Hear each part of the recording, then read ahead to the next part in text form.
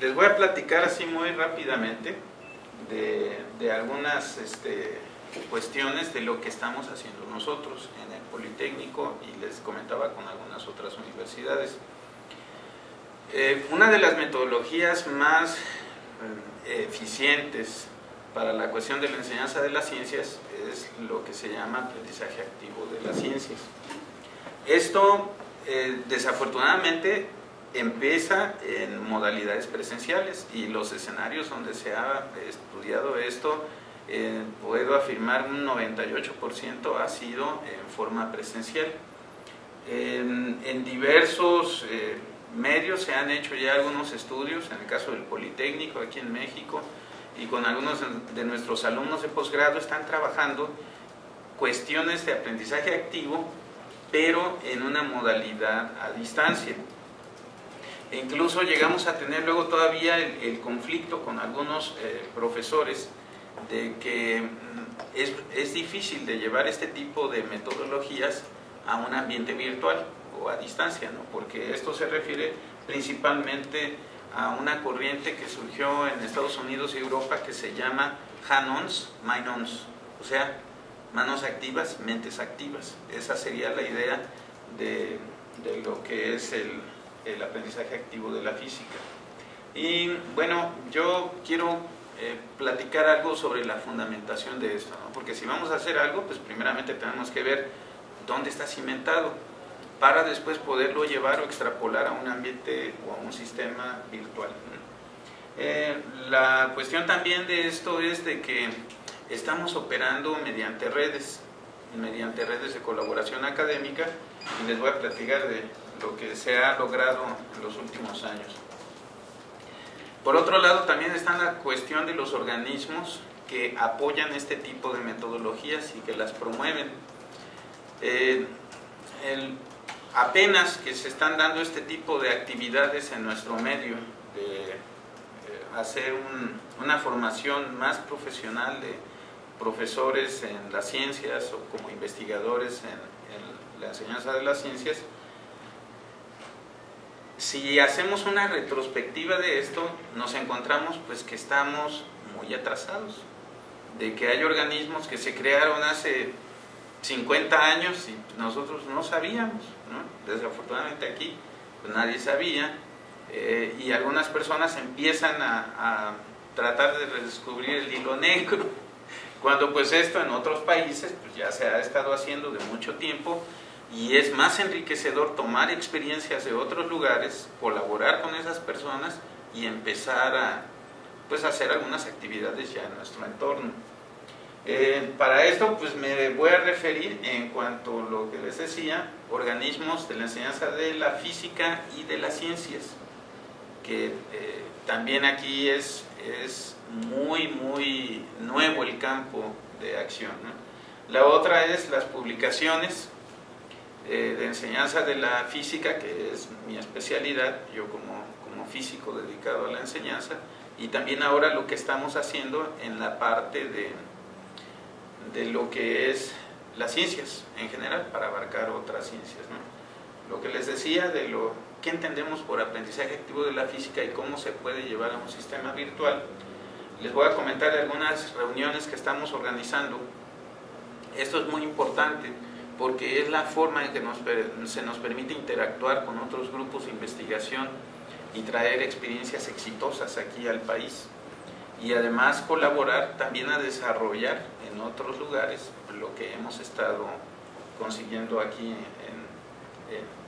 en nuestra ciudad, en el país. La otra, pues los programas de formación que actualmente tenemos nada más en física.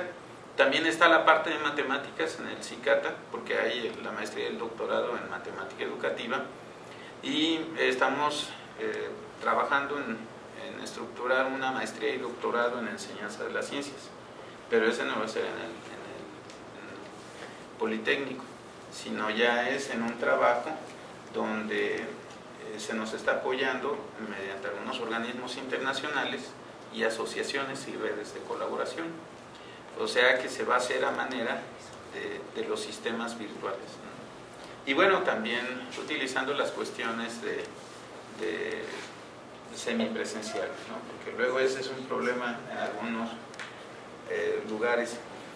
Bueno, así partimos, fíjense, desde lo que es la Unión Internacional de Física Pura y Aplicada.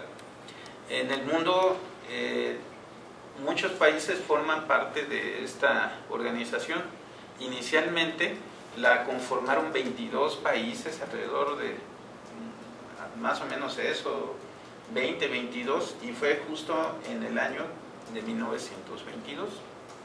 En París, Francia, se reunió una buena cantidad de los físicos pues, prominentes de aquella época, de tal forma que querían organizarse para tener un cuerpo que dictara pues, ciertas directrices y normas para la cuestión de esta ciencia, la física. Lo mismo se hizo con la química. También a principios del siglo pasado se reunieron químicos de diferentes universidades del mundo y crearon la Unión Internacional de Química Pura y Aplicada, muy similar a lo de física. Lo mismo hay, por ejemplo, con la astronomía. Está la Unión Internacional de Astronomía. ¿Qué hacen este tipo de organismos? Por ejemplo, hace unos años habrán escuchado ustedes que dejó de formar parte de nuestro sistema solar Plutón, ¿no? Y por muchos años, de niño, yo me acuerdo de los planetas del sistema solar y el último, Plutón. A principios del año 2000 ya venía acarreándose desde hacía años atrás una polémica, ¿no? Sobre si realmente era un planeta, un planetoide, un asteroide, y al final de cuentas, ya pasado el año 2000, se llegó a la conclusión de que no era planeta. Entonces la Unión Internacional, o sea, un organismo de este tipo, declaró así en forma tajante, bueno, le informamos al mundo que Plutón ya no es un planeta, ¿no? Y eso pues es un organismo internacional con cierta autoridad. Esos organismos funcionan con ciertos recursos que los gobiernos aportan a esas uniones. Y es así como decisiones como la de la Unión Internacional de Astronomía, pues decretan algo y nos dicen, pues ya tenemos un planeta menos, ¿no? ¿Por qué razón? Pues porque este grupo de expertos que tiene gente de la India, de África, de Europa, de América, de Sudamérica, nos hemos puesto de acuerdo y llegamos a esta conclusión, y así pasó. Bueno, algo similar pasa con la física. Desafortunadamente luego uno no lo sabe. Yo por ejemplo, como físico, cuando me formé como estudiante, pues a mí que me interesaban los organismos internacionales, ¿no? Pues yo no tenía relación con ellos. Después ya en los estudios de posgrado, pues tampoco. Pero ya que empiezo a hacer un poco de investigación y que nos empezamos a meter a esta área de la enseñanza de la física, entonces ahí sí ya me doy cuenta de que hay este organismo y que además funciona mediante comisiones que hay, por ejemplo, de gravitación, de partículas elementales, de física del estado sólido, etcétera. Hay una serie de comisiones las cuales van definiendo qué ramas de la física se deben de crear o cuáles, por ejemplo, deben de desaparecer o unificarse con otras, ¿no? Por ejemplo, las nanociencias, la nanofísica, pues es relativamente muy nueva, ¿no? Y así es lo que se trabaja en este tipo de organizaciones.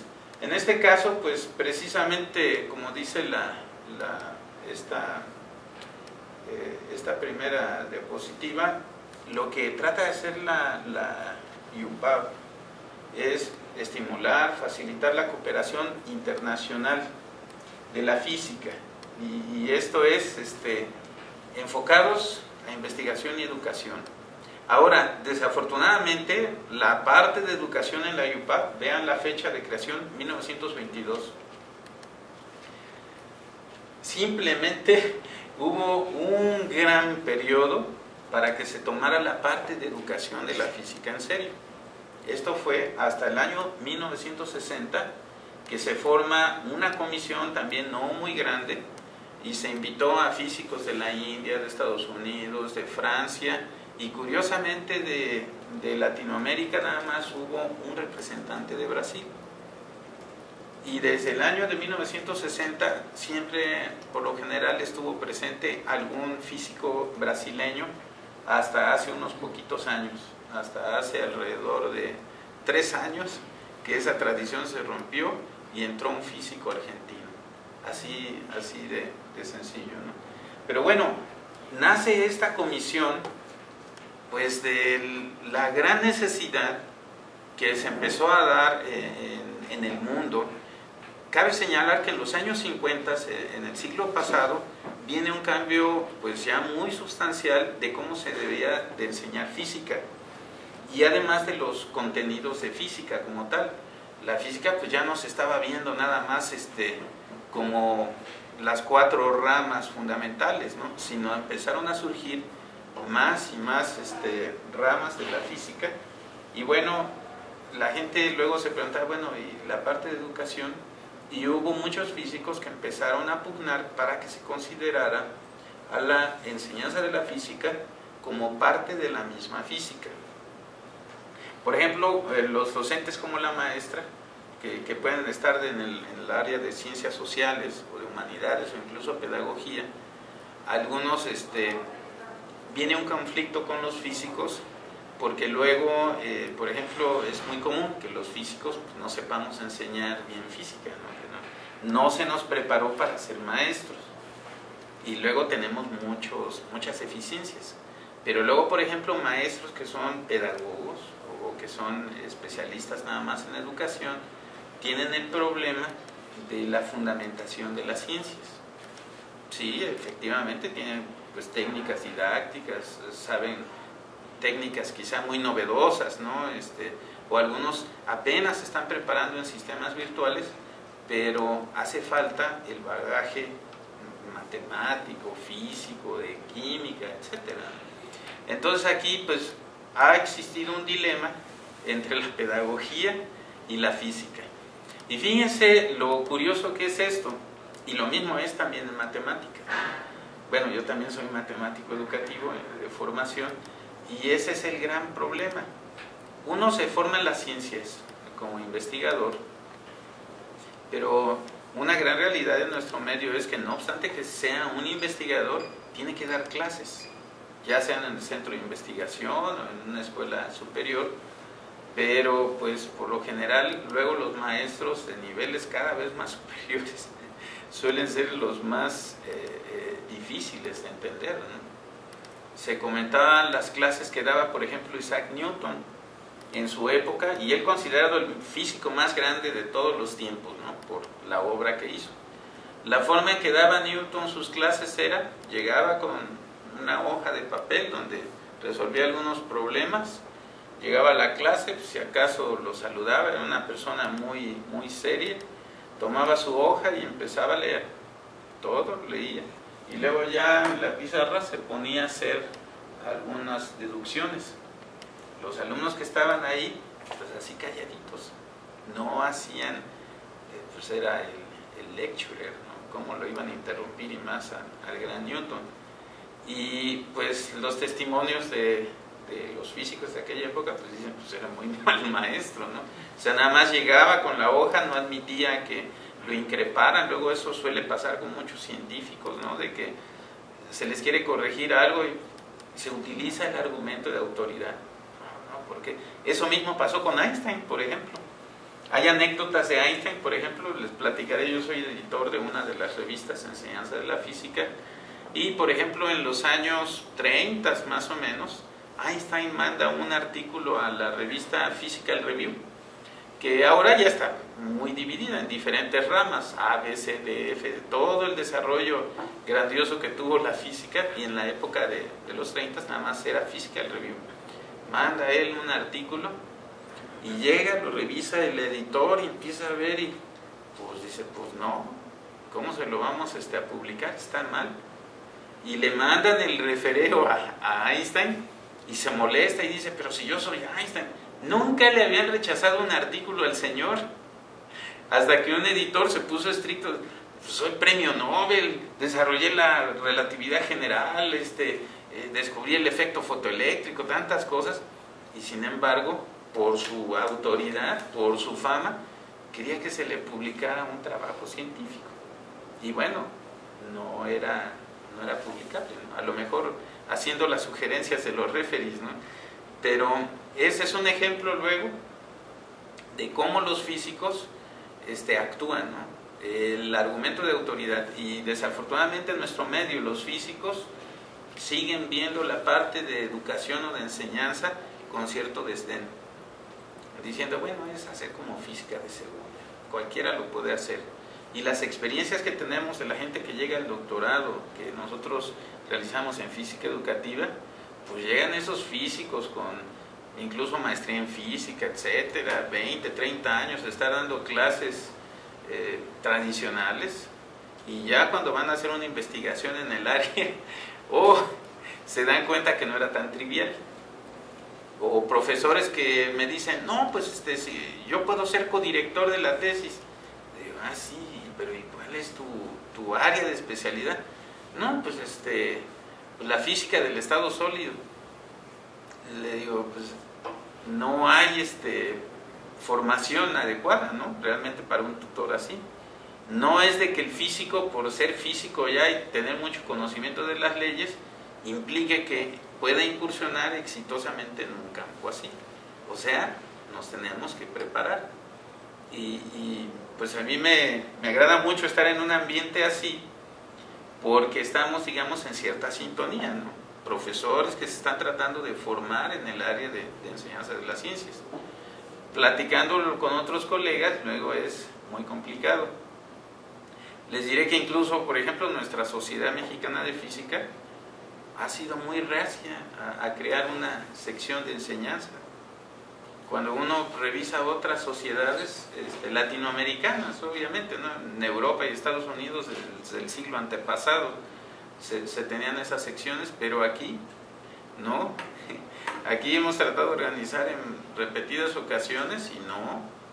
¿Por qué? Porque no le consideran importancia. Al menos fíjense, si aquí en la IUPAP pasaron prácticamente 40 años, ¿no? Para poder formar una comisión de educación, pero bueno, el trabajo que se ha hecho ya en poquito más de 50 años ha sido fructífero, si lo queremos ver así.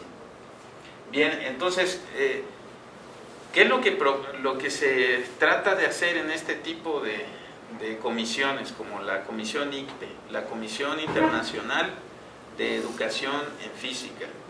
Bueno, una es intercambiar experiencias entre físicos de todo el mundo, y de tal manera que la parte de la rama de la física sea fortalecida, ¿sí? En cierta manera, también esto es muy novedoso.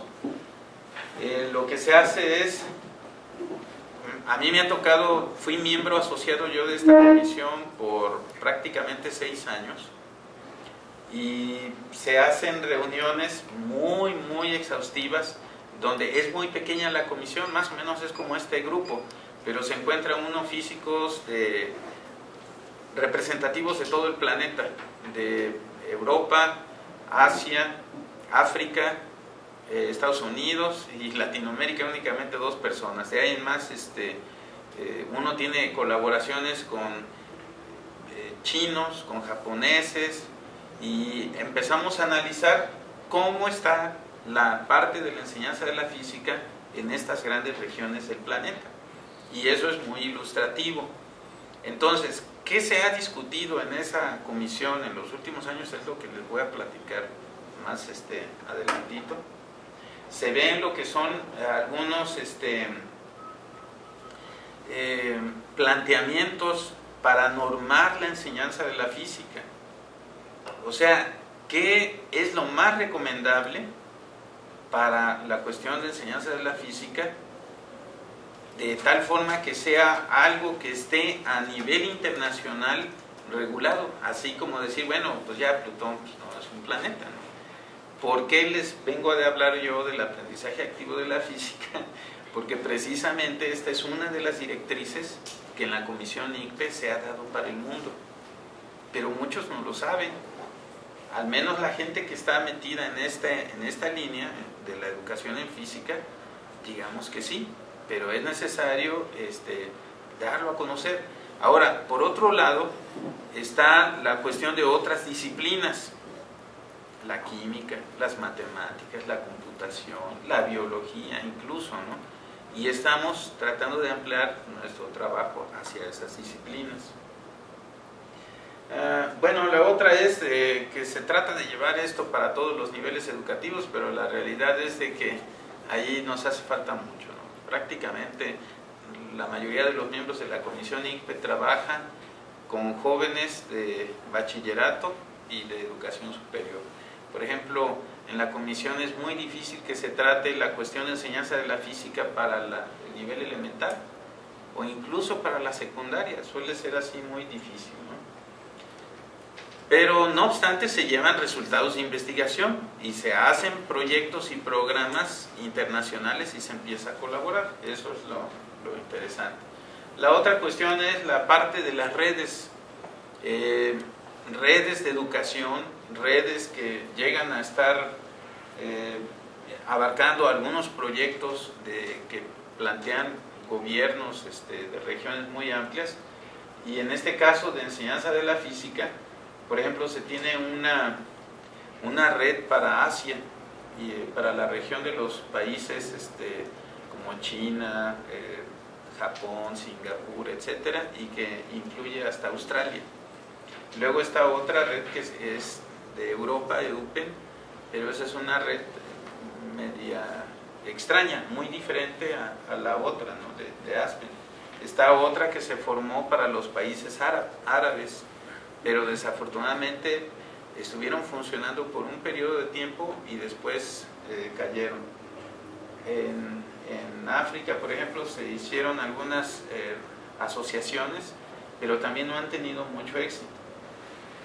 Estas otras que han sido muy de un impacto muy local nada más, ¿no? En países así orientales, Pentai creo es de Singapur o algo así, o de Malasia, de esas regiones.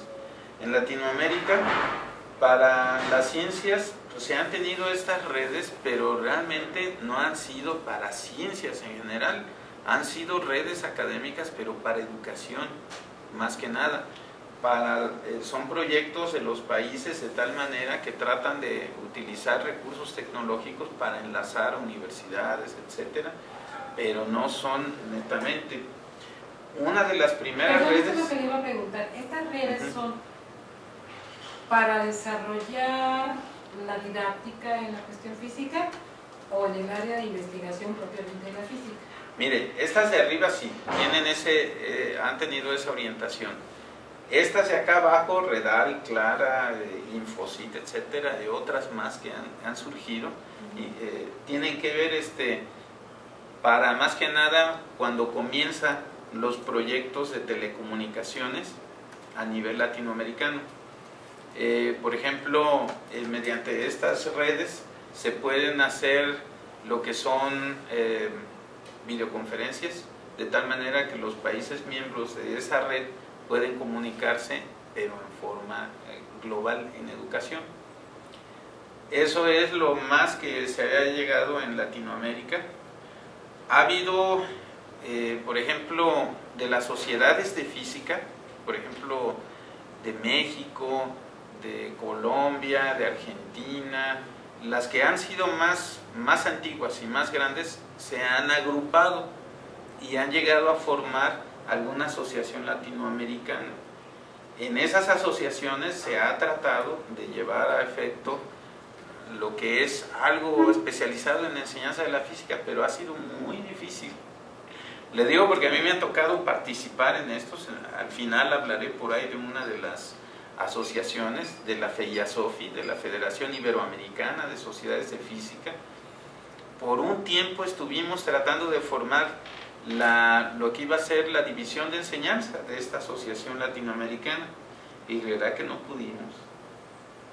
Mandamos lo que nos decía el presidente de la federación: bueno, ustedes a mí me invitaron a formar parte de ese grupo, a un cubano, a unas españolas, y empezamos nosotros a tratar de organizar con los diferentes miembros de esa federación, que eran presidentes de sociedades o asociaciones de físicos de diferentes países, y pedíamos, mándenos un representante, propongan a un representante para lo que va a ser la división o la sección, y creerán que únicamente de más o menos que eran como unos 30 miembros de diferentes asociaciones, únicamente 3 respondieron. Los demás no había interés. Esa era una triste. Esto porque usted decía bien hace un momento, en el área de ciencias sociales no hay tanta resistencia. Se ha trabajado mucho por la cuestión didáctica, la cuestión proceso de enseñanza-aprendizaje, y me llama la atención esto que dice usted. ¿Por qué se da en el área de la física?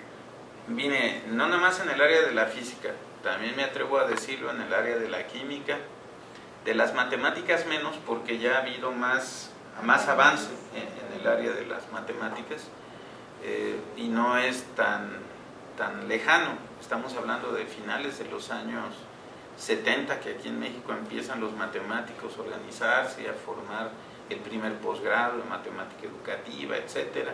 Y a nivel latinoamericano, en los años 80 se empiezan a tratar de estructurar ya una colaboración de nuestra región. Surge la RELME, surge el RELIME, que es el Comité Latinoamericano de Matemática Educativa, y se empiezan a organizar mejor desde principios de los años 80. Pero en otras áreas, no. Ahora, ¿por qué? Fíjese que es bien complejo. Una tiene que ver con la psicología misma de las personas. Le digo, la característica de los físicos pues suelen ser así muy peculiares, ¿no? No obstante que pues podemos, yo el doctorado que hice, fíjense, tenía yo la disyuntiva de irme por matemática educativa o física. Yo opté irme por física, a hacer el doctorado en física teórica. Y el sentir que hay en los colegas es eso, o sea, que la educación pues, es algo muy sencillo. O sea, no tiene que ver con tantas fórmulas o leyes o métodos matemáticos complejos, y tiende a ser eso, ¿no? Yo no sé si también sea un problema como de vanidad intelectual, ¿sí? Y de la misma personalidad. Trate usted con los físicos y se va a ir dando cuenta que en verdad son especímenes muy extraños. Sí. Me incluyo en ese conjunto. Al menos así me lo dice mi esposa. No, hombre, es bien difícil luego tratar contigo. A veces me pongo a analizar, me digo, bueno, de veras, sí sería así. Y puede ser, ¿no? Y con algunos colegas así es. Ahora, esto no nomás es característica de los físicos mexicanos, ¿no? Algo, fíjese también que es muy interesante de estudiar en estos profesionales, es la cuestión social. Un físico que aquí en México por muchos años ha hecho cuestiones de enseñanza, de divulgación de la ciencia, le estoy hablando de más de 30 años, que es Roberto Sayavedra de la UNAM. Él me llegaba a utilizar una frase que inventó él: físico come físico. Y luego es así muy común que en la misma comunidad, en lugar de que haya un trabajo colaborativo, está esa parte de la vanidad intelectual y decir, bueno, en nuestra área somos así, nosotros somos los meros meros y aquí no dejamos y no hacemos. Y le digo, es algo muy difícil. Yo le podría decir, bueno, le podría preguntar a muchos, y así sucedió, ¿por qué no logramos crear la división de enseñanza aquí en la Sociedad Mexicana de Física? Simplemente porque hubo 2, 3, 4 personas que dijeron no y no, no obstante que sea una necesidad nacional, no obstante que en otras sociedades lo haya. Y le puede explicar a usted a alguien, a algún físico, por qué este cuadradito lo ve luego redondo. Yo no lo entiendo. Y uno puede dar argumentos y dicen, pues es porque así es, les platicaré. Fíjense, la Sociedad Mexicana de Física únicamente promueve una reunión de enseñanza de la física, que es el encuentro nacional del nivel medio superior en la enseñanza de la física y el concurso de prototipos.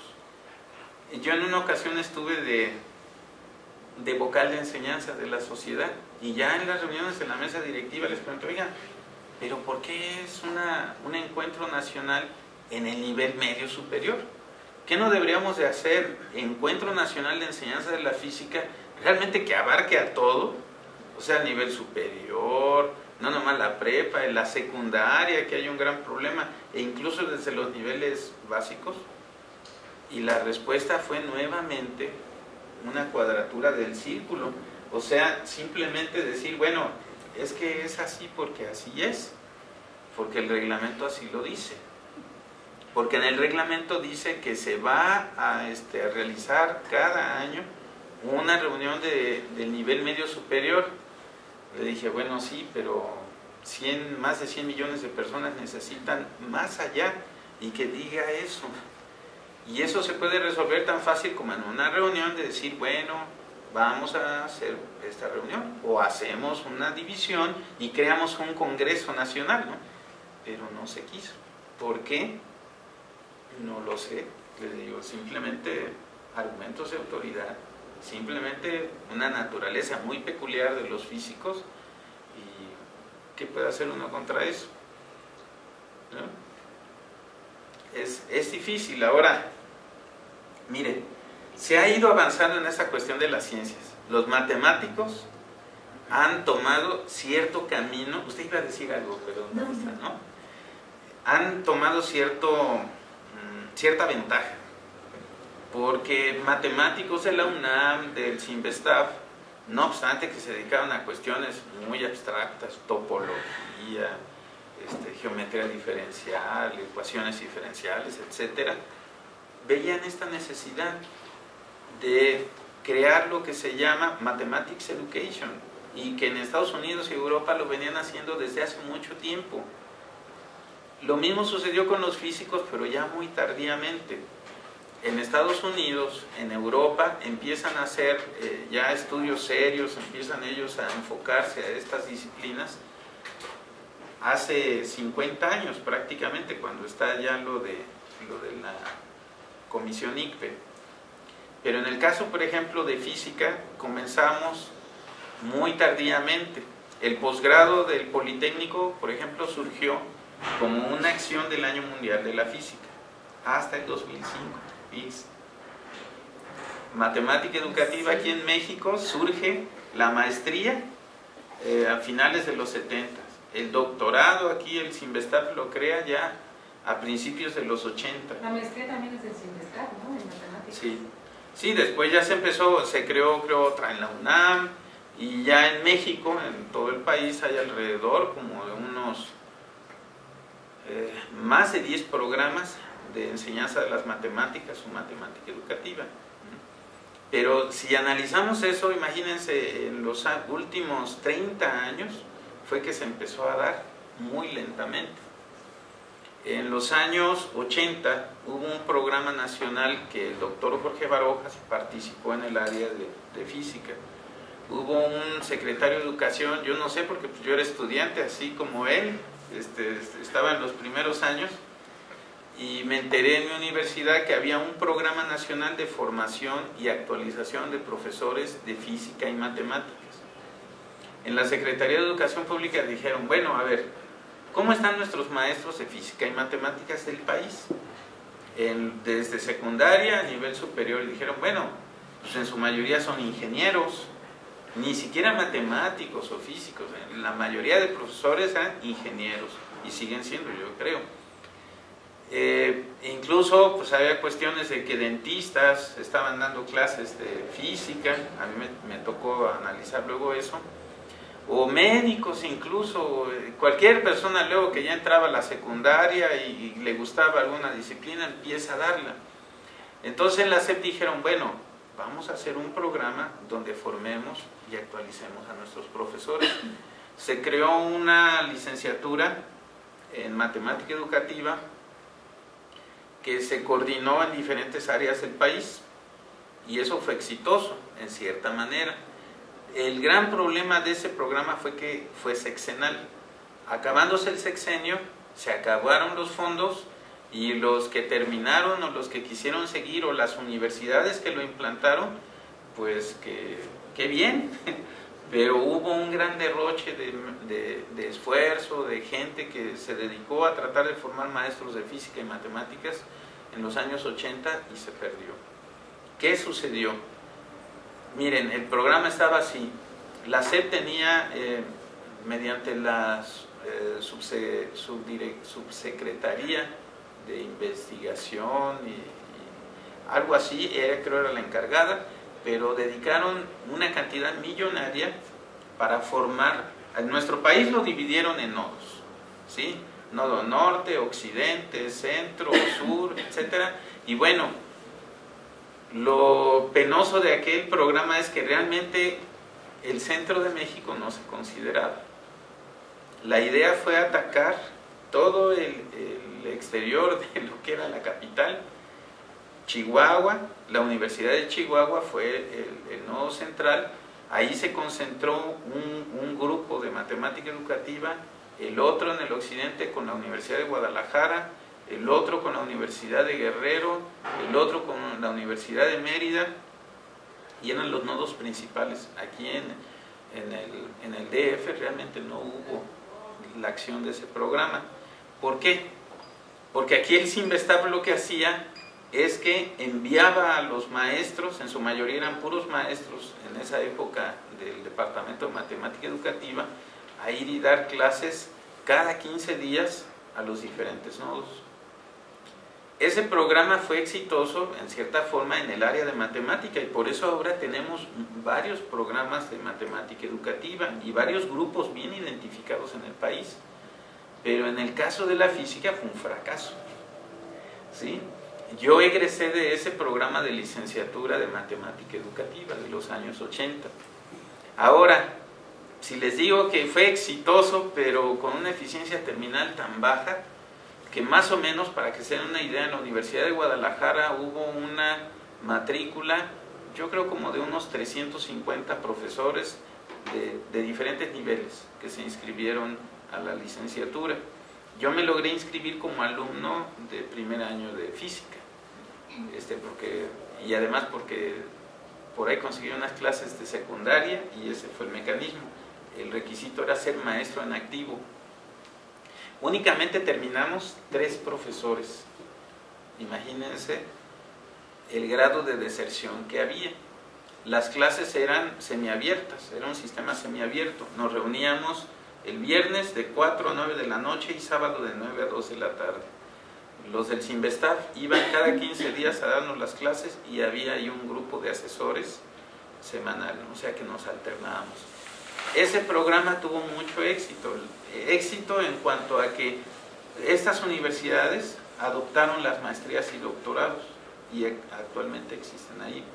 Pero en el caso de la física, fíjense que fue muy diferente. En primer lugar, los físicos no se pudo formar un grupo de instructores a nivel nacional en el área de física. ¿Por qué? Pues porque no quisieron. De los pocos que había, y el coordinador de ese grupo fue Jorge Barojas, porque él estuvo impulsando mucho lo de la cuestión de enseñanza de la física, y él en esa época fue miembro de la comisión ICPE. Eso le valió precisamente estar en ese programa y que el gobierno lo tomara en cuenta. Él estuvo del año 83 al 89 más o menos en la comisión ICPE.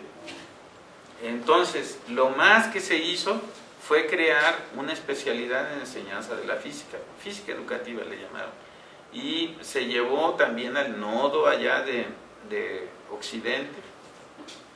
Curiosamente, fíjense nada más, se creó la especialidad, y en lugar de llevarlo a la Facultad de Ciencias Físico-Matemáticas, donde yo estaba estudiando física, se tuvo que llevar a la Facultad de Ingeniería, porque los físicos ahí consideraron que era como pues rebajarse, ¿no? ¿Cómo aquí vamos a dar una especialidad en física educativa si estamos investigando el origen del universo? ¿Esa mentalidad la entiende usted? Desafortunadamente. Yo no. En las carreras ya de ingeniería, a mí me tocó estar en ese papel cuando se tenía que hacer una reestructuración del plan de estudio de la carrera. Luego los jefes de carrera decían, bueno, pero ¿para qué tantas físicas? O sea, pues realmente nomás necesitamos física 1 y física 2. Y luego incluso venía, bueno, y el KCI, pues precisamente así lo establece, ¿no? Nada más 2 cursos de física, 3 o 4 de matemáticas, 2 del área de humanidades, ciencias sociales, los demás de especialidad. Y entonces, ¿para qué queremos tanta física? Y así se va desplazando, se ha ido desplazando a la física. La parte de laboratorios de física en muchas carreras de ingeniería, por ejemplo, se ha ido suprimiendo. Entonces el campo de acción de los físicos en la parte ya de carreras del área de ingeniería se ha bajado mucho. No es lo mismo que lo que había en otras épocas, sí, pero esto ha sido por también la misma actitud de los físicos, ¿no?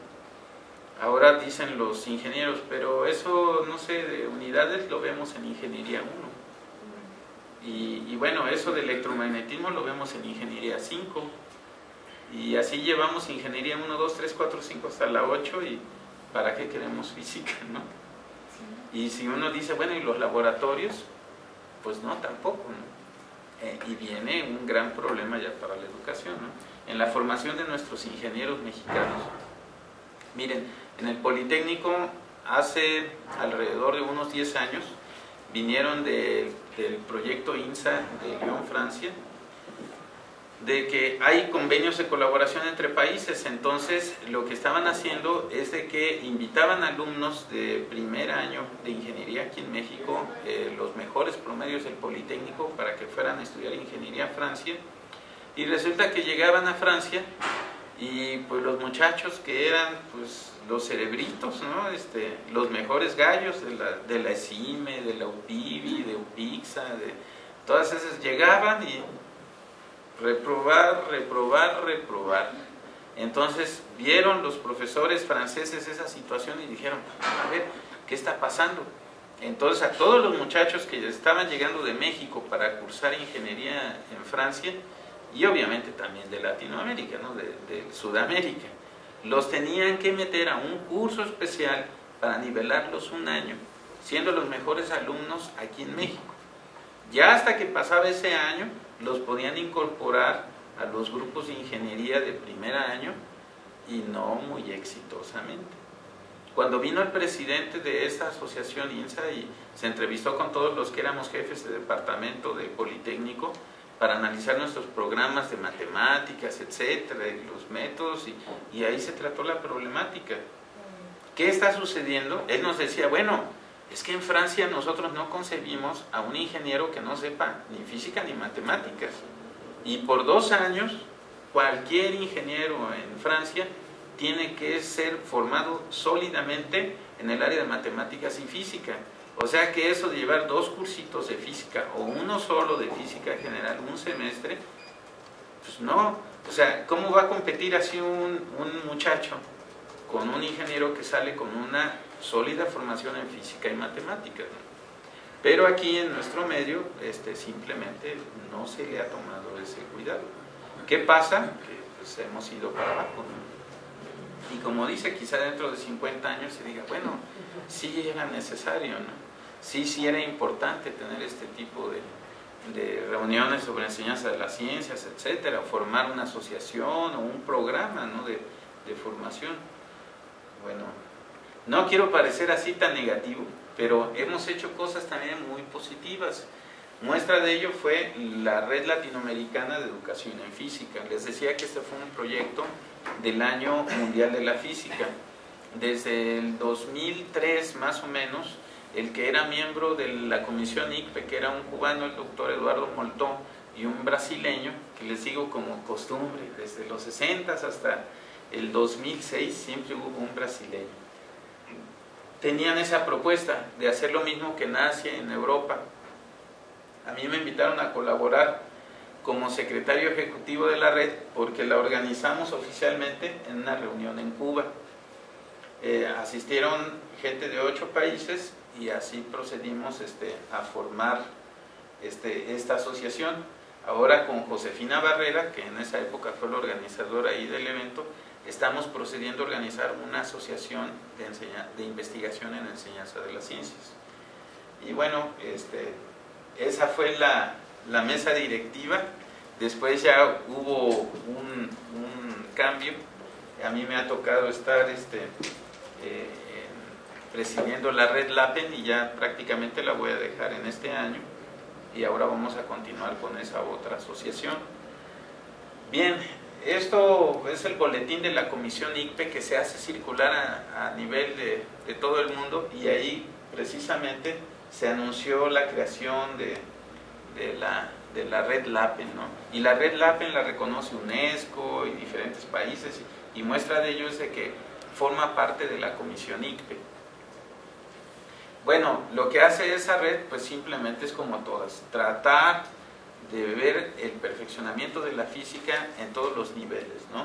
Tener colaboraciones entre físicos, entre investigadores del área, y bueno, la red se ha ido extendiendo. Inicialmente, fíjense, en el año 2005 teníamos nada más pues prácticamente 3 países que fueron los que empezaron a participar, pero después hemos tenido una buena colaboración con gente de varios países, ahí donde están las computadorcitas. Pero fíjense que es muy lento esto. Yo les aseguro que dentro de 50 años, países como Paraguay, Bolivia, Perú, en Centroamérica, la situación va a ser todavía muy deficiente en este campo. Hemos invitado a colaborar a físicos, por ejemplo, de Argentina. Algunos han colaborado, el secretario ejecutivo es de ahí, pero aquí en estos 2 países hay 2 asociaciones de profesores de física. Cuando los invitamos a que colaboraran en LAPEN, nos dijeron que no, que porque ellos tenían su propia asociación y que la mesa directiva, y que pues se nos hizo algo así muy extraño, ¿no? Que no quisieran colaborar. Y ahí están, aislados, trabajando ciertamente, pero muy aislados. En Chile pues es la misma situación, quizá las grandes distancias, pero es la misma, digamos, como filosofía, ¿no? Del físico. Decir, bueno, nosotros aquí hacemos nuestro trabajo y ya. Ahora en Colombia tenemos una buena cantidad de alumnos de posgrado. Ya hemos graduado allá a 2 alumnos de doctorado y hay 5 alumnos que están ahorita en el programa doctoral. Ellos se acaban de organizar, por ejemplo, ya una asociación de profesores y están muy activos. Y poco a poquito así va a ir avanzando esto, pero es muy lento el progreso. Yo me atrevo a decir que el país donde pues más avance han tenido en la cuestión de enseñanza de la física ha sido Brasil. Las reuniones que se hacen en Brasil de enseñanza de las ciencias pues suelen asistir incluso hasta 2.000, 3.000 profesores, y suelen ser así muy nutridas, y eso en una sola, porque el país lo hacen las reuniones por asociaciones del norte, centro, sur, y tienen sus propios congresos. Pero bueno, el problema también con Brasil es que a nivel de toda la región ha estado muy aislado. Apenas últimamente estamos haciendo algunas colaboraciones con ellos.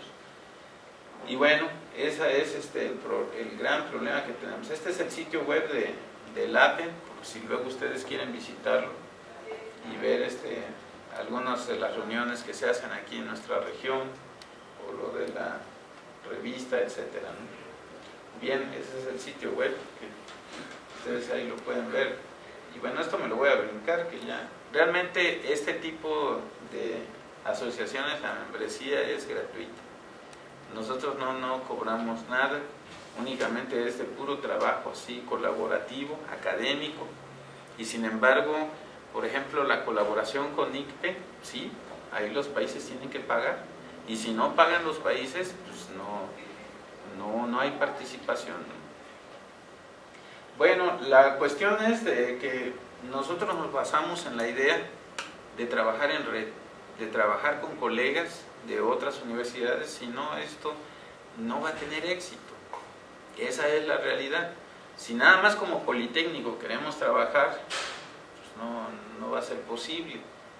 Si empezamos a colaborar con otros colegas, ya sea de la UNAM, de la UAM, de aquí con ustedes que apenas está comenzando la universidad, pues entonces suele ser más productivo, ¿no?, que estar simplemente una sola persona al frente de un proyecto, ¿no?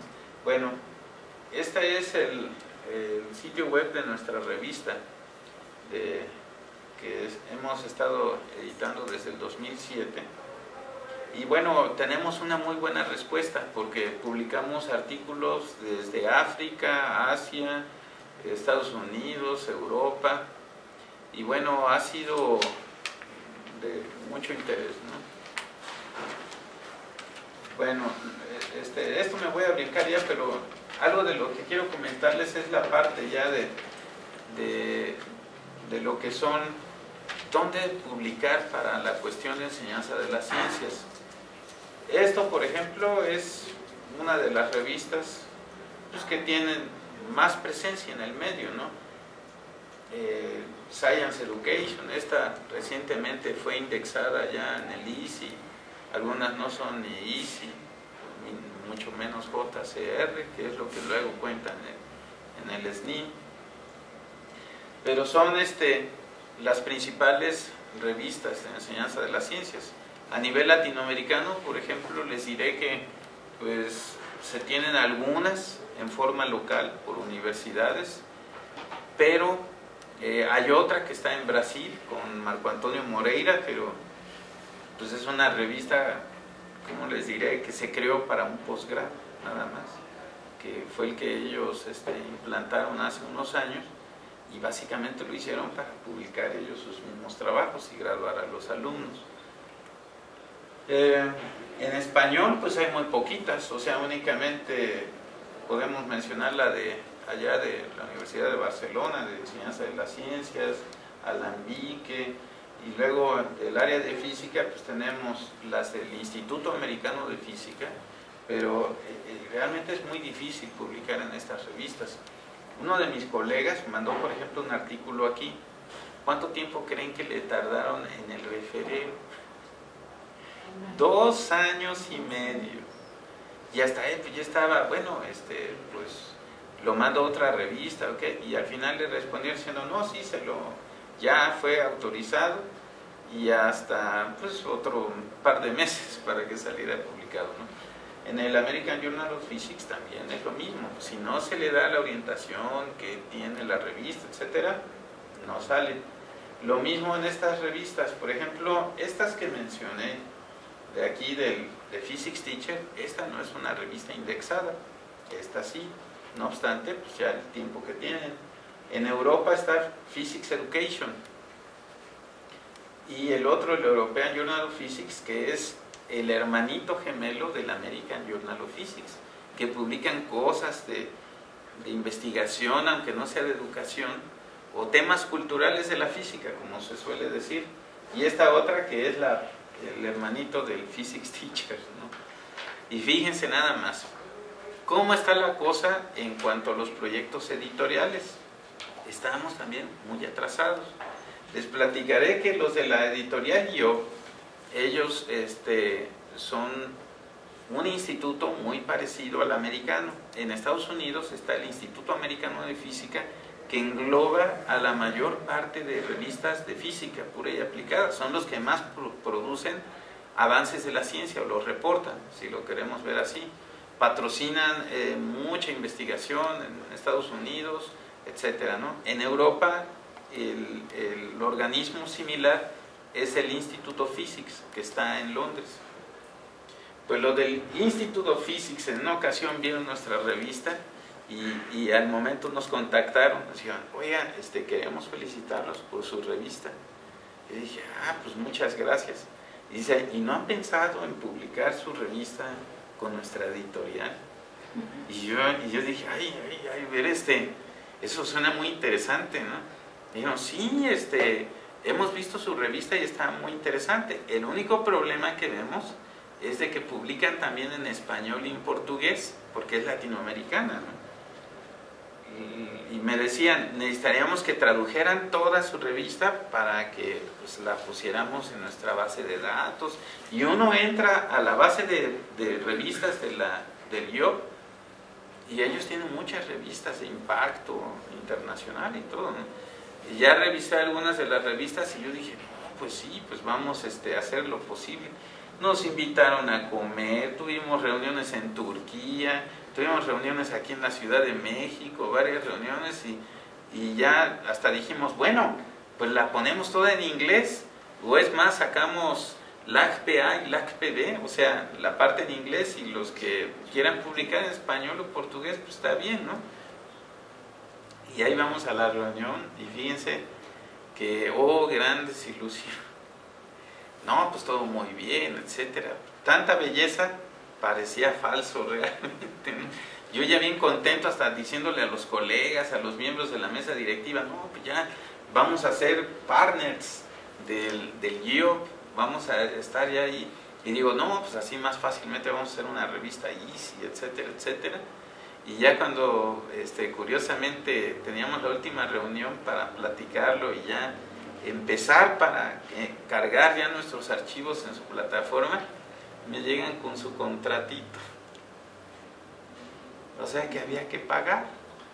No obstante que nuestra revista es gratuita, es online, o sea, cualquiera la puede consultar, y por eso mucha gente de África, por ejemplo, nos manda artículos, porque no tienen que pagar hasta 30 o 40 dólares que salen en esas revistas.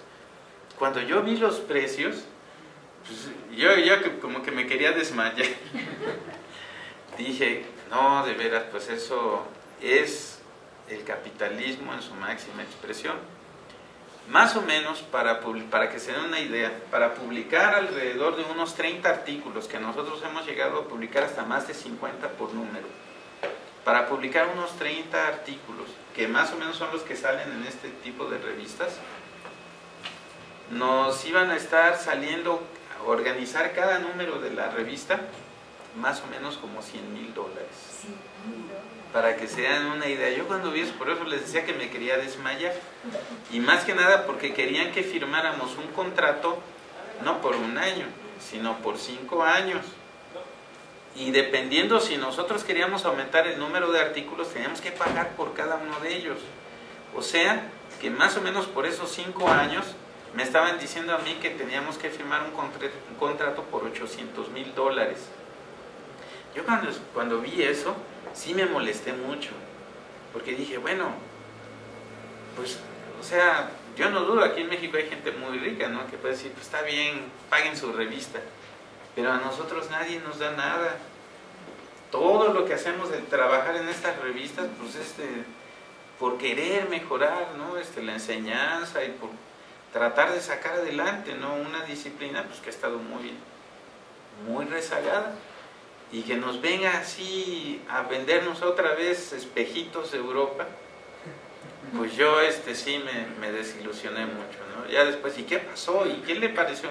Le digo, pues simplemente no.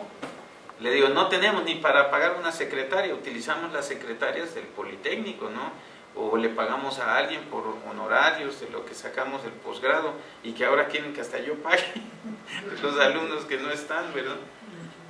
Entonces, son las tristes experiencias en estos campos, ¿no? Ahora, ¿por qué el gobierno no impulsa algo así?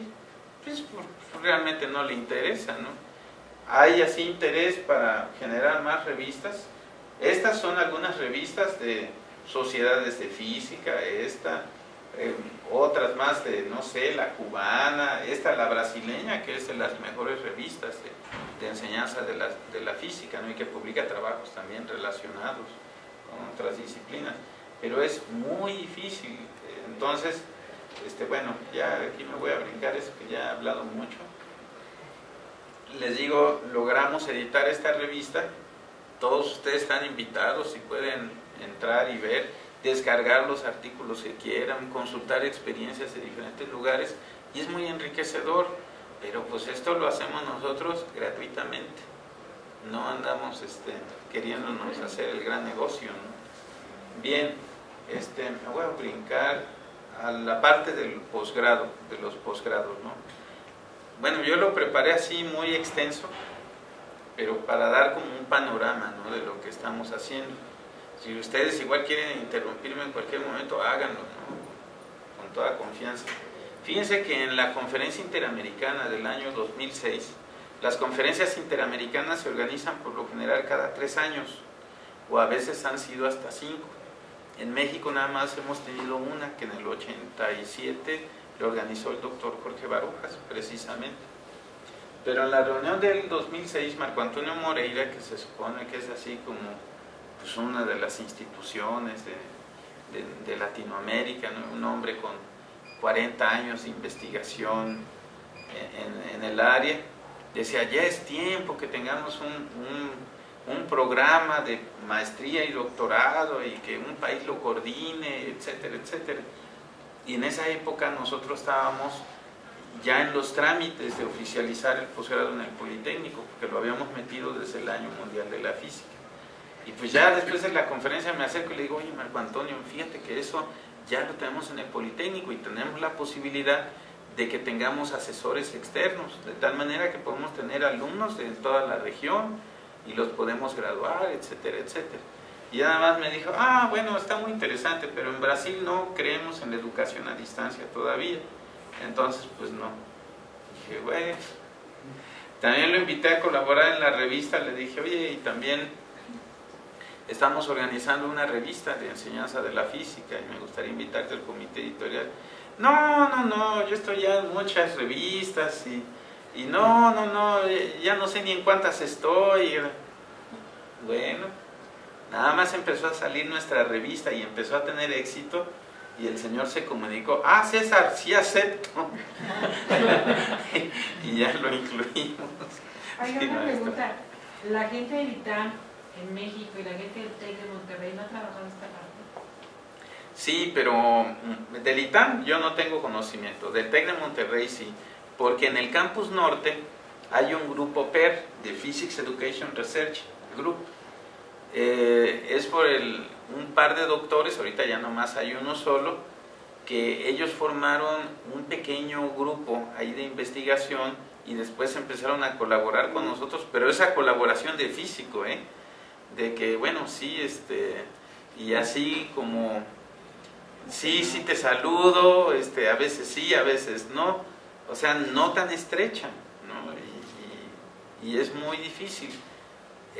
Junto con ellos, por ejemplo, organizamos la APT México y hemos estado colaborando con ellos.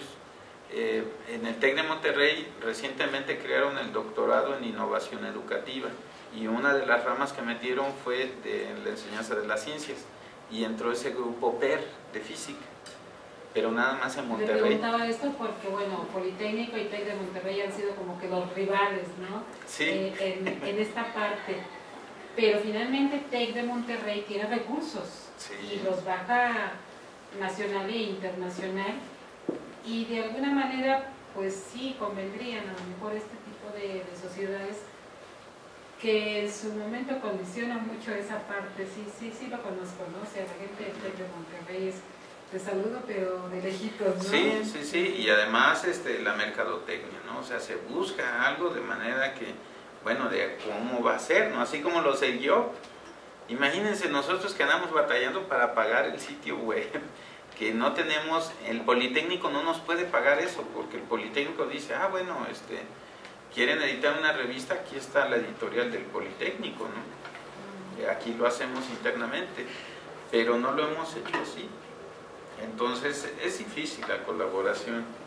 Bueno, en el Politécnico logramos implantar esto. Hemos ya cancelado la especialidad, nada más nos quedamos con la parte de la maestría y el doctorado en física educativa. Ustedes pueden entrar al sitio web y ahí conocer un poquito más de nuestro programa. Lo hacemos todo en ambientes virtuales. Ahora, esto fue también novedoso porque lo que queríamos era poder tener impacto con muchos profesores que, pues, no sé, imagínense gente si implantamos el programa presencial aquí en la capital, aquí se quedaba. Y un profesor que está frente al grupo, que es un profesor que tiene que cubrir, no sé, a veces hasta 5 horas frente al grupo, pues iba a ser muy difícil, ¿no? Entonces decidimos utilizar Moodle, utilizar el programa de esa manera, a distancia, y en cierta forma fue el primer posgrado, así que se pudo lograr. Además el de matemática educativa. El de matemática educativa surgió en el Año Mundial de las Matemáticas, en el año 2000. Y hasta prácticamente 6 años después logramos poner el de física. Ahora, ¿qué ha pasado aquí con nuestro programa? La especialidad la tuvimos que cancelar porque pues, ya no hubo mucha demanda, ¿no? Era la realidad, la gente prefería irse a la maestría, ¿no? O al doctorado. Y actualmente de maestría hemos tenido pues ya alumnos y del doctorado más o menos como yo creo en 20 estados de aquí de la República. O sea, tenemos un buen alcance. Entonces pues ha sido en cierta forma exitoso. El problema, igual como en todos los programas a distancia, es luego la eficiencia terminal. Hemos tenido profesores que ingresan al programa, pero es muy difícil que lleguen a terminar en tiempo. Por lo general se han llevado prácticamente el doble del tiempo, ¿no?, de un programa presencial. Además de que son profesores de tiempo completo, algunos los llegan a descargar para poder estar en este tipo de programas, ¿no? Pero bueno, es un programa que ya está ahí, que pueden ingresar los profesores y que están ya animados, ¿no? Algunos de ellos formando ya también a nuevas generaciones. ¿Por qué? Porque los hemos incorporado a lo que es el mismo programa, ¿no? Bueno, ya me voy a brincar esto de los contenidos del programa y todos ustedes lo pueden ver en nuestra página. Lo que buscamos es formar investigadores en el área, ¿sí? No nada más, incluso fíjense que la orientación del programa no lo hicimos profesionalizante, de tal manera que digamos, bueno, sí vamos a hacer a un mejor maestro, vamos a darle herramientas para que él pueda ser mejor maestro. No, como hicimos nosotros el programa fue para que pudiera formarse un investigador en esa disciplina.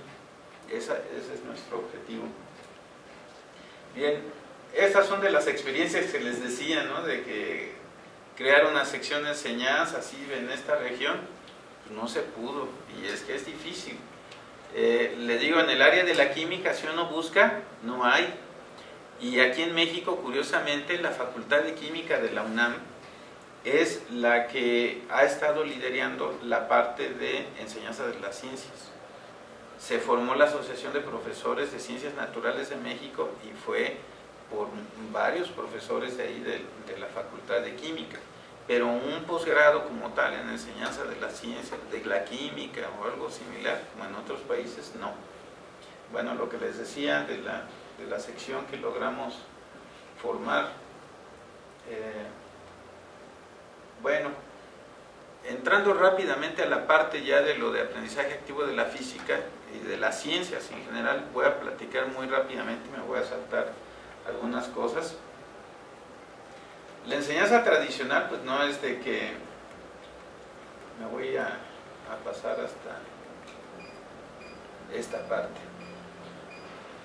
No es de que sea así tan mal, o sea, a final de cuentas, pues yo creo que todos nos formamos, ¿no?, en un ambiente así de problemas en pizarrón, que el maestro nada más viene aquí dándole la clase al pizarrón, etcétera. Y bueno, algunos sí eran más innovadores en sus clases, etcétera, y quizá nos motivaron más, pero así lo que hemos obtenido ha sido frutos de lo que es una exposición muy pasiva, prácticamente casi como aquí, ¿no? Si fuera un taller, pues estaríamos haciendo cosas más llamativas, por decir algo, a nada más estar escuchando información. Y aquí más o menos se ve, ¿no? Lo que es la retención, lo que es ya diferentes actividades que se pueden realizar para la enseñanza, desde nada más hablar, leer, ver algunas cuestiones, usar demostraciones, tener grupos de discusión, tener alguna práctica ya en específica, y la otra, lo de peer instruction, o sea, de hablar entre pares, ¿no? Reunirse así entre pares, que es una técnica especial, y empezar a discutir. Esto pues es lo que se considera ya desde estas partes de demostraciones para acá como una enseñanza activa. Ahora, esto se tiene conocimiento desde los años 60 en los Estados Unidos, y ha habido unas metodologías que se llaman activas. Ahora, este tipo de... voy a brincar más bien ya hasta lo de... ¿Es lo que decía de manos activas? Sí, de High-Nons, My-Nons. Eso tendrá apenas, ¿qué les diré?, hace unos 10 años que este término se empieza a utilizar. Y bueno, ¿cómo les diré? Lo de aprendizaje activo de la física es muy abierto. O sea, no es de que todo sea aprendizaje activo. Aprendizaje activo, más que nada, se refiere mucho también a la cuestión de enseñanza, ¿no? A lo mejor el término es mal utilizado, pero en Estados Unidos y Europa se le conoce como active learning. Nosotros así lo hemos traducido, pero esto tiene que ver también mucho en las técnicas de enseñanza. Aquí se utiliza aprendizaje colaborativo, porque los alumnos empiezan a colaborar en pequeños grupos de entre 2 a 4 integrantes máximo, ¿sí? Básicamente se realizan actividades que están planeadas a manera de una secuencia didáctica activa, podemos llamarlo así, de tal forma que los alumnos tienen que ver alguna demostración.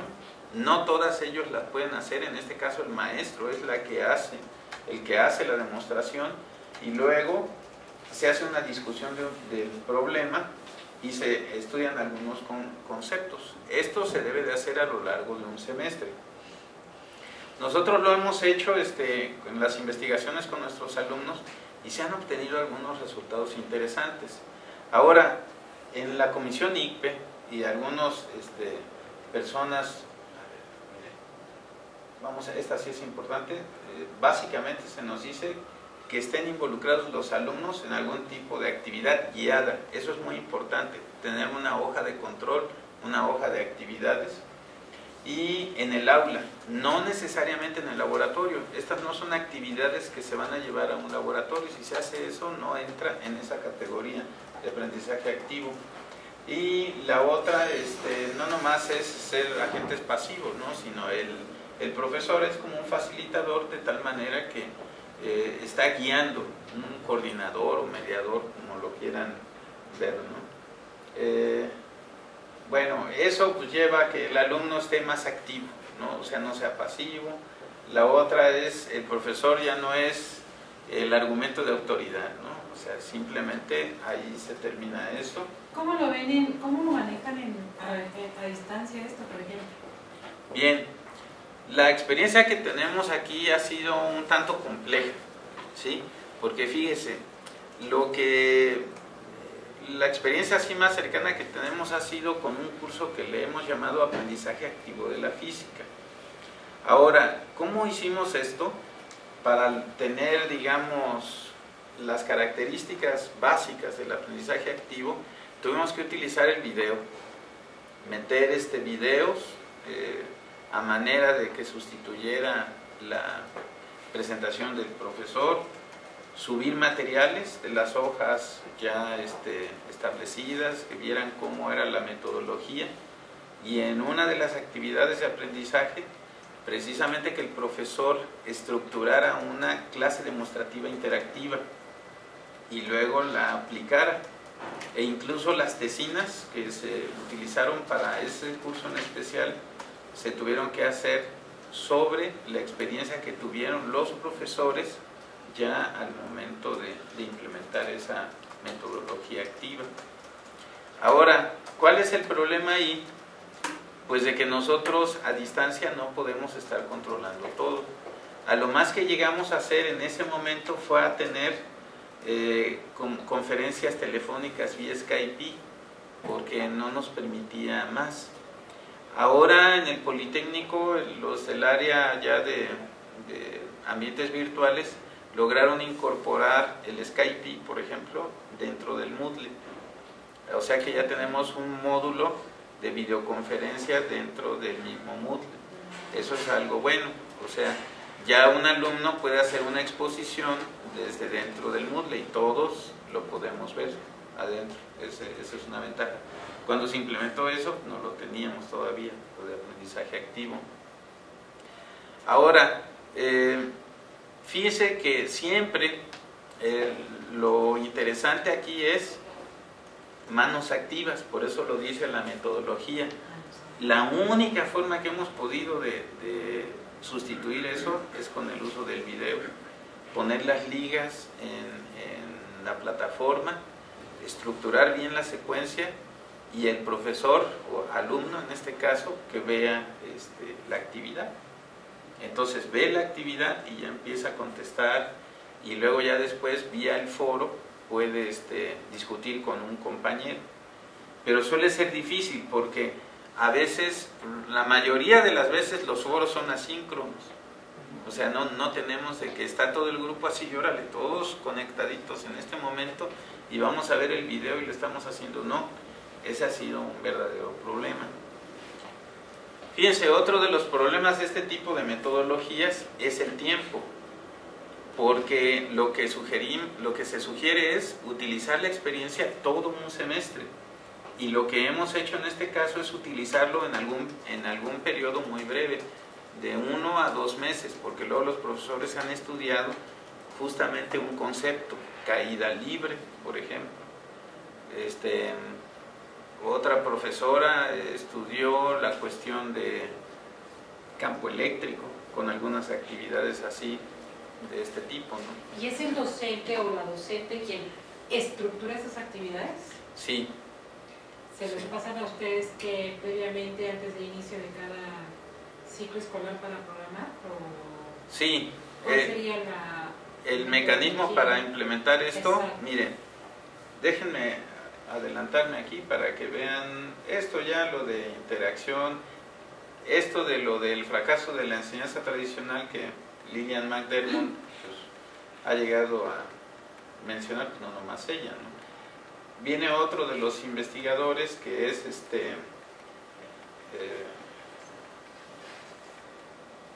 Reddish, él de la Universidad de Maryland, Edward Reddish.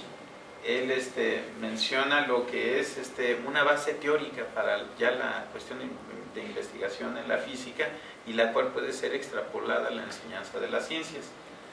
Esto yo me lo voy a saltar porque no es también de que sea una regla. Él dice sobre el constructivismo, tener un contexto, ¿no?, de las ciencias, en especial para las carreras, los diferentes niveles. La otra es un principio de cambio que, bueno, eso tiene que verse diferentes metodologías para diferentes conceptos. Eso de la función de distribución yo nunca lo he utilizado, él lo utiliza ahí en su fundamentación. El aprendizaje social, que eso tiene que ver con la colaboración entre alumnos. Y bueno, David Sokolow es de los que han estudiado más esto del aprendizaje activo. De hecho, las investigaciones que hemos hecho han sido basadas en su metodología, que se llaman clases demostrativas interactivas. Ahora, vamos a ver cómo lo han desarrollado en Estados Unidos, cómo lo hemos implementado aquí, al menos presencialmente, y cómo lo hemos tratado de hacer así con los profesores a distancia de nuestro programa. Fíjense, ellos en Estados Unidos tienen lectures. Las lectures son clases, conferencias, pero son para auditorios muy grandes. Estamos hablando de 200 hasta incluso como 300 alumnos. Si han visto algunas de esas ¿A qué clases. nivel son estas clases? A nivel de superior, universidad. Sí, porque a nivel de bachillerato son más pequeñas, pero en las universidades, en Harvard, por ejemplo, en la de Oregon, es una tradición en Estados Unidos hacer eso, tener así unas conferencias de física, de química, etcétera, y está ahí enfrente el profesor con una gran mesa, tiene ahí aparatos, etcétera, y se pone ahí a dar su lecture. Hay un profesor titular, hay también luego un profesor auxiliar que ayuda a hacer problemas, etcétera, ¿no? Y tienen laboratorio de física también, pero las famosas lectures son así para grandes números. Imagínense tener un grupo de 200 alumnos, 250, es muy complejo, ¿no? Entonces, ¿qué se pusieron a hacer ellos? Dan la clase tradicional, normal, es lo que nos comentaba Sokolov, pero a su vez procuraban una vez a la semana hacer una actividad de aprendizaje activo. ¿En qué consiste esto? Bueno, otro de los iniciadores es Thornton, y déjenme decirle que este tipo de metodología se basa en un ciclo de aprendizaje que Gunston lo llegó a proponer, y que era predecir, observar y explicar.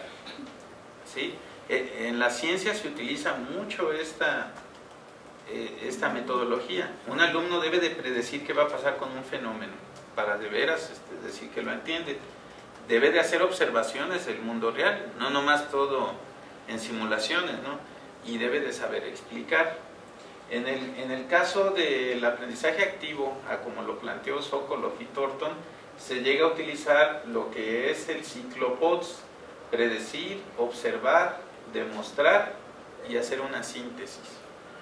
Esas 4 actividades se deben de estructurar en una secuencia didáctica, que es la que debe de crear el profesor en este caso, ¿no?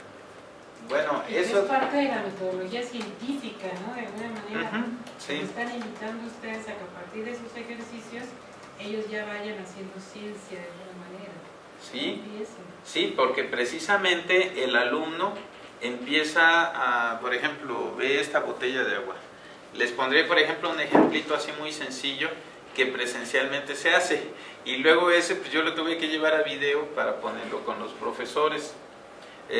La primera vez que yo estuve en uno de los talleres, bueno, se pone una botellita de agua, se le hace un orificio aquí abajo, obviamente se tapa con cinta para que no se tire el líquido, y obviamente una botella grande. Y luego, por ejemplo, se hace pasar una luz láser a través de este recipiente, preferentemente que esté liso, no así con rugosidades. La luz láser, al cruzar este medio, lo que hace es atravesarlo, simplemente sale con una pequeña difracción. Si llega perpendicular, así sale.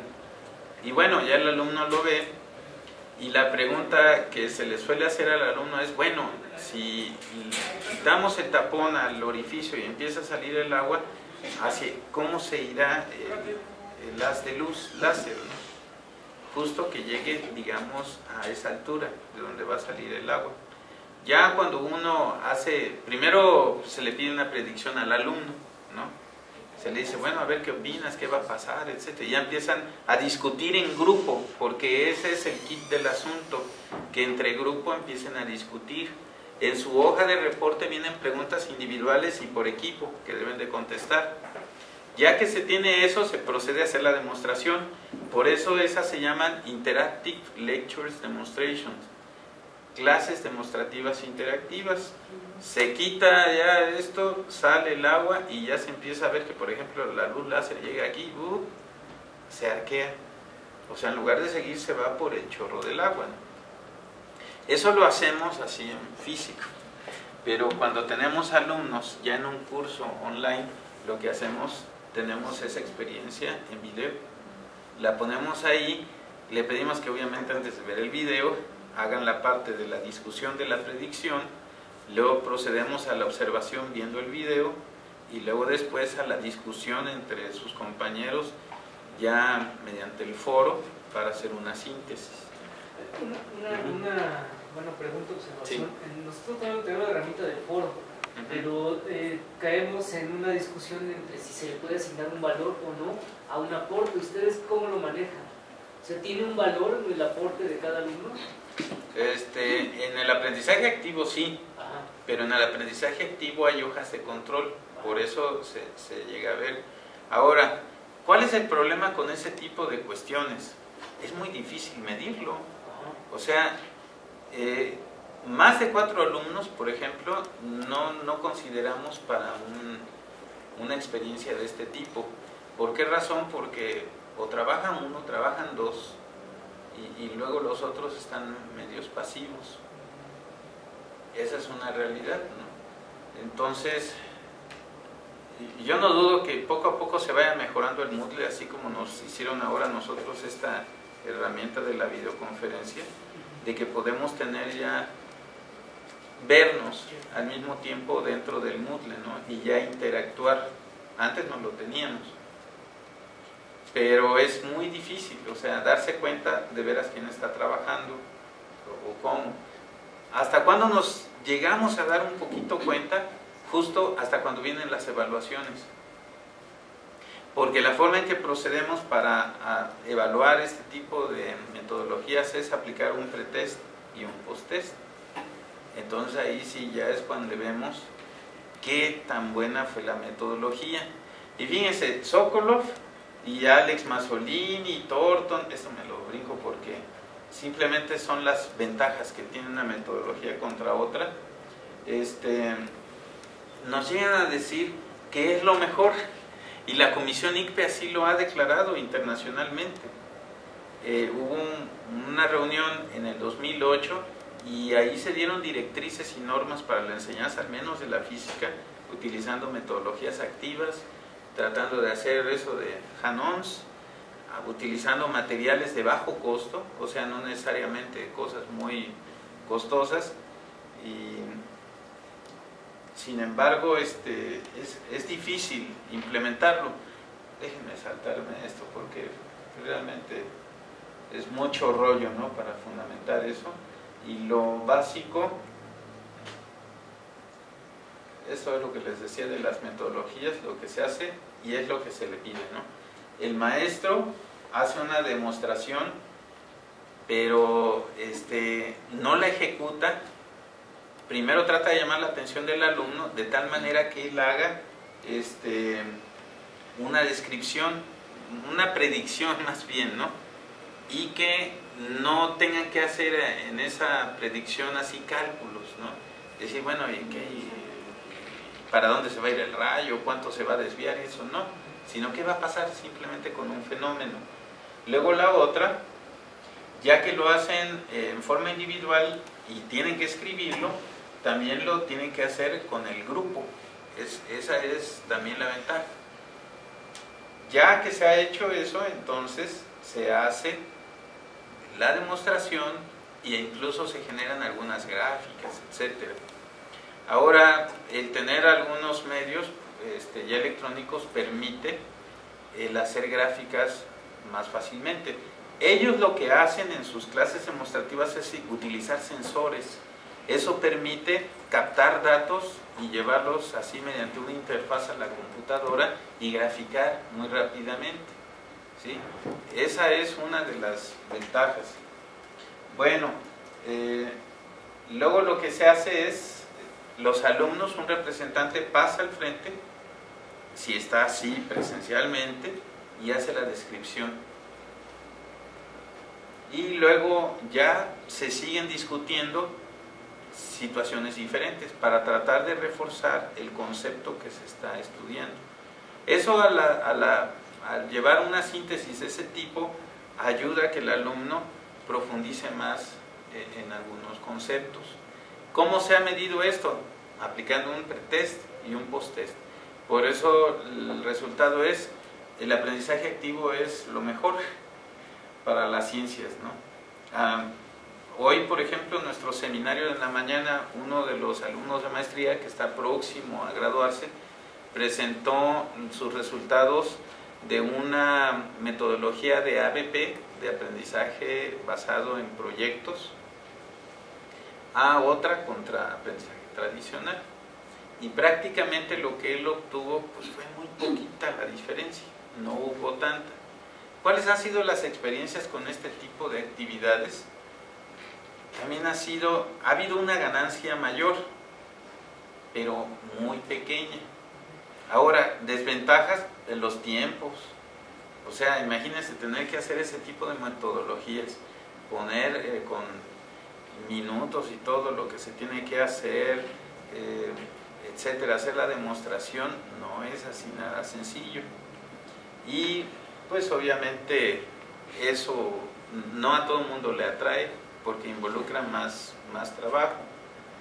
Ahora, otro tipo de metodologías activas, por ejemplo, está los talleres de física. Y les digo, esto se puede extrapolar a otro tipo de actividades como talleres de química o talleres de biología, o talleres incluso de matemáticas, donde lo que se hace es, se elimina la clase que dicta el maestro y se modifica incluso el aula. Priscilla Loves, que fue una de las que desarrollaron esta metodología, lo que hacen es que diseñan el salón de tal manera que los alumnos se ubican en la periferia, prácticamente en las mesas que van poniendo a los lados. Ahí tienen computadoras, tienen sensores y se ponen a hacer, el centro está libre precisamente para que puedan hacer ahí algunas actividades físicas. Y realmente la clase de física se vuelve un taller, se elimina la clase tradicional de maestro. Los resultados pues también son muy buenos, o sea, eso se reporta en la literatura.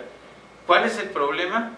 Pues que es muy costoso. En la universidad esa de Dickinson College, lo que hacen es, imagínense adaptar un salón de esos y les dan $1 millón, nos platicaba ella. Entonces así pues lo remodelan todo, desde la misma forma del salón, y luego el comprar los equipos, y pues sí, son universidades de paga y están muy bien equipadas.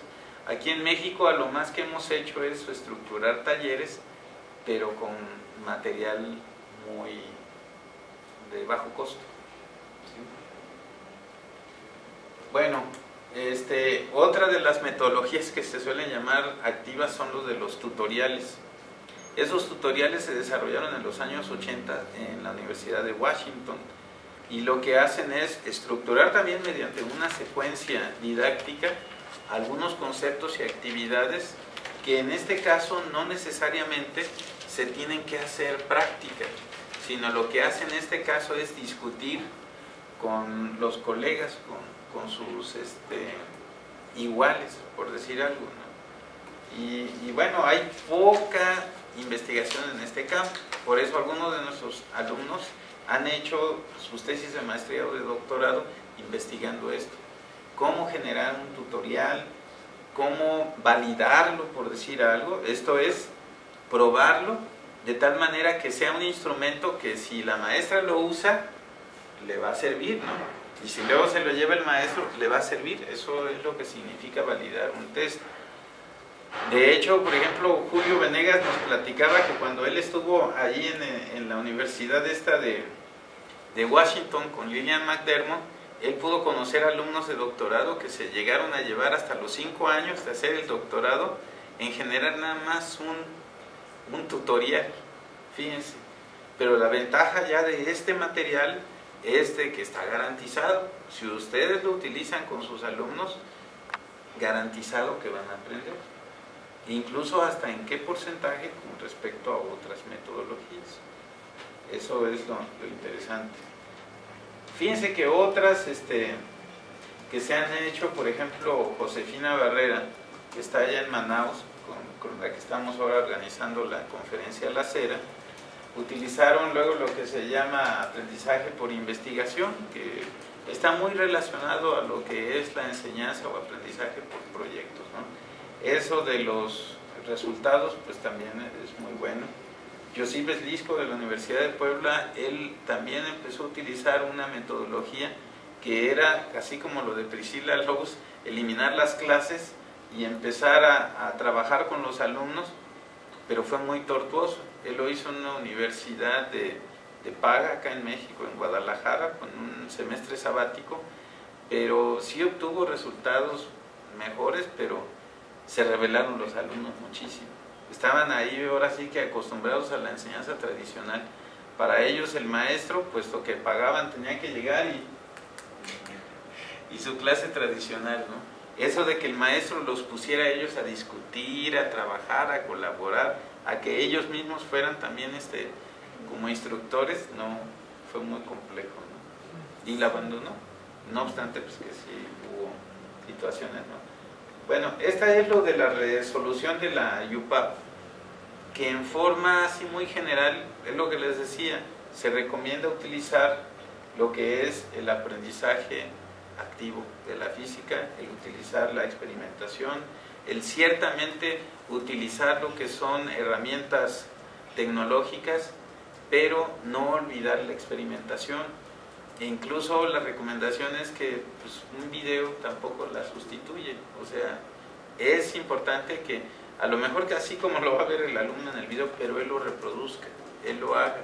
Esa es la parte interesante, ¿no? Ahora, ¿qué se puede hacer para llevar todo este tipo de cuestiones así a los ambientes virtuales?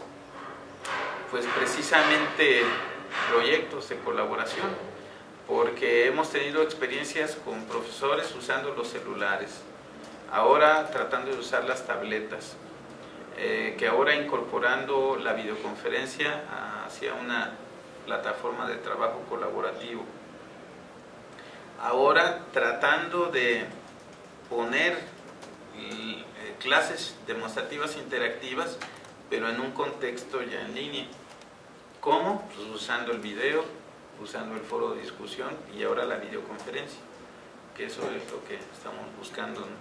Pero bueno, eso es todavía trabajo que sigue por delante.